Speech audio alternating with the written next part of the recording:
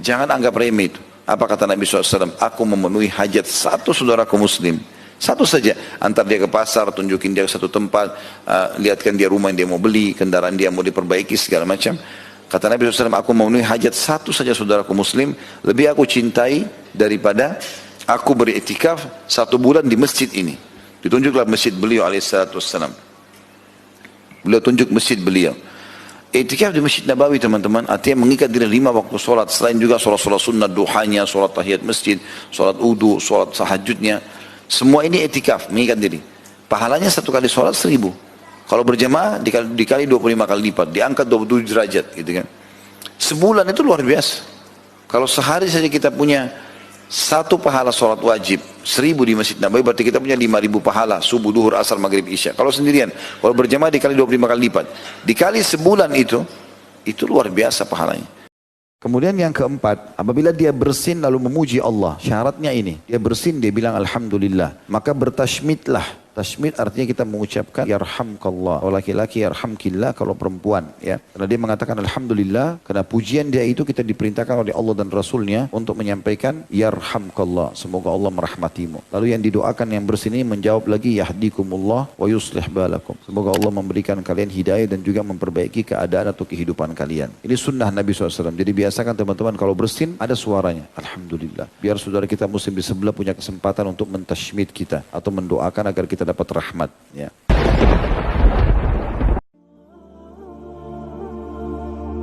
Anda kaya itu tidak dilarang. Yang tidak boleh itu merasa lebih, merasa kaya dibandingkan dengan orang. Anda punya kedudukan, boleh. Justru dengan kedudukan itu bisa membuat kebijakan-kebijakan yang baik, punya dampak ibadah. Bisa, Pak, Bu. Tapi yang salah, merasa lebih dengan kedudukannya sehingga berbuat zalim. Sombong, bisa terjadi. Punya ilmu, boleh. Yang salah itu merasa lebih dengan ilmunya, yang lain kecil semua. Ini yang jadi bahaya. Kan saya sering ibaratkan ya, orang sombong itu seperti orang yang naik ke puncak yang tinggi. Dia sendirian naik. Kemudian dia melihat ke bawah. Orang kelihatannya kecil semuanya itu. Dia lupa bahwa orang di bawah pun melihat dia juga kecil di atas.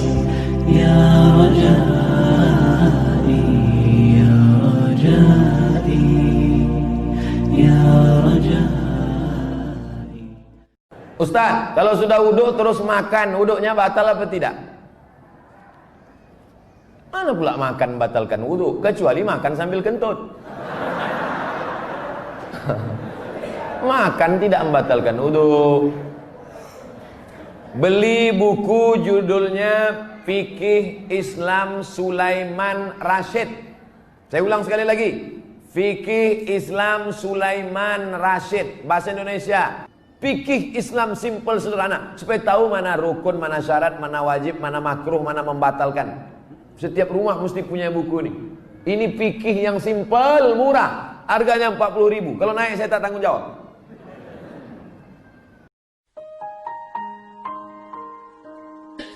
Amal kita itu bukan yang zahir dulu yang Allah nilai, tapi isi hati dulu yang Allah nilai. Perbaiki niat, tajdidun niyah. Jaga amal kita dengan menjaga niat. Kita mungkin mudah menjaganya di awal. Bagaimana dengan di tengah ketika sedang melakukannya? Bagaimana dengan di akhir, apresiasi atau celaan orang setelahnya? Bagaimana setelah beberapa tahun, setelah kita merasa bahwa ini keren banget, kita istiqomah, itu akan sangat berpengaruh. Mungkin amal kita banyak, tapi belum tentu semuanya sampai kepada Allah. Dari sekian banyak amal yang kita lakukan, cuma sedikit mungkin yang sampai kepada Allah. Yang sedikit itu hanya yang gampang-gampang, yang ringan-ringan. Kenapa? Cuman itu yang kita nggak bisa ria. Sedangkan yang susah kita lakuin malah nggak sampai. Kenapa? Mungkin di awal, di tengah, di akhir ikhlas, tapi after years akhirnya kita ria. Mudah-mudahan Allah menjaga amal kita dengan menjaga hati kita. Laki-laki yang sejati bukan ototnya tegap. Laki-laki sejati adalah laki-laki yang menyelamatkan perempuan. Khuliqatil mar'atu min dhila'. Perempuan itu diciptakan dari tulang rusuk yang bengkok. A'wajuha a'laha, tulang rusuk yang paling bengkok, yang paling bagian atas. In akhazta aqamtaha kasartaha, tulang rusuk yang bengkok itu kalau kau paksa lurus, dia akan patah. Ini tulang rusuk bengkok. Kalau kau paksa lurus, patah. Kalau kau ikut, kau jadi bengkok. Maka pandai-pandailah meluruskannya. Ajak dia pengajian, bawa majelis ta'lim. Kamulah laki-laki yang mesti membawa mereka. Sekarang ada perempuan yang mau pengajian, alhamdulillah. Allah nggak adil Pak Ustaz. Kenapa dia baik dapat istri celaka? Kenapa dia perempuan baik dapat suami tak baik? Husnuzon sama Allah. Mungkin laki-laki yang tak baik itu supaya istrinya itu menjadi baik. Mungkin perempuan yang tak baik itu dijumpakan Allah dengan yang baik. Gak punya kerjaan, pengen kerja, minta di sepertiga malam. Teman-teman pengen buru-buru, bukan buru-buru ya, pengen menyegerakan kebaikan dalam pernikahan. Ayo minta. Apa sih yang susah buat Allah? Ingat ya, berapa kali Ahilman sampaikan, Allah itu semua bisa. Hanya ada satu yang Allah tidak bisa. Apa itu Ustaz? Allah tidak bisa menolak doa hambanya. Ud'uni astajib lakum. Berdoa kepadaku, astajib. Pasti aku akan jawab. Pasti aku ijabah, pasti aku berikan, pasti aku kabulkan. Hanya masalah waktu. Yes, no, wait. Hari ini, nanti, atau di saat waktu yang aku berikan terbaik. Wallahu yudha'ifu liman yasha. Dan Allah lipat gandakan lagi bagi orang yang Ia kehendaki. Wallahu wasi'un alim. Dan Allah zat yang maha luas dan yang maha mengetahui. Jadi setelah 700 kali lipat, ternyata belum selesai, belum titik. Kata para ulama tafsir, bihasabi ikhlasi fi amali. Dilipat gandakan sesuai dengan kualitas keikhlasan pada saat dia beramal. Sesuai dengan kualitas keikhlasan.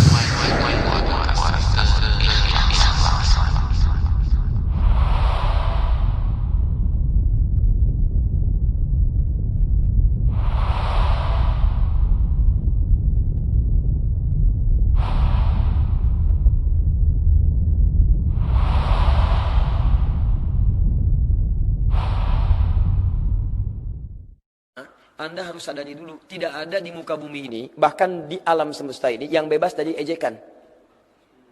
Celaan itu berlaku. Kalau Anda orang baik, Anda akan dicela oleh orang buruk. Kalau Anda orang buruk, Anda akan dicela oleh orang baik.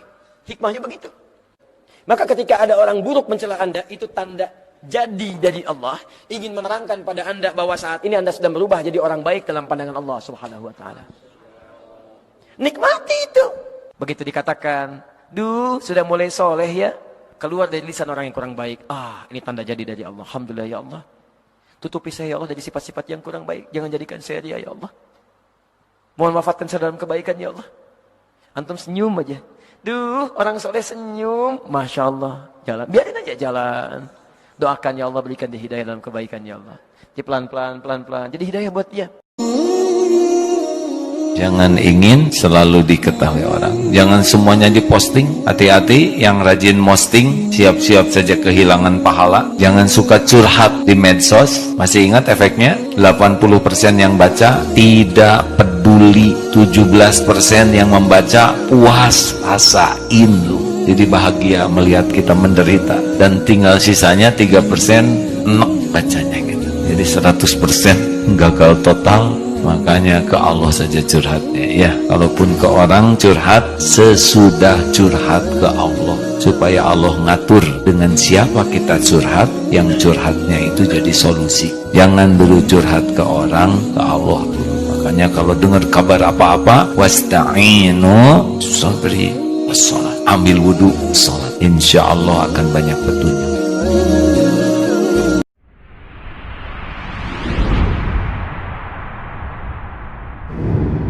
Dengan niat Allah lipat gandakan pahala itu menjadi besarnya minta ampun. Dalam surat Al-Baqarah ayat ke-261 Allah berfirman, "Mathalul ladzina yunfiquna amwalahum fi sabilillah kamathali habbatin anbatat sab'a sanabil."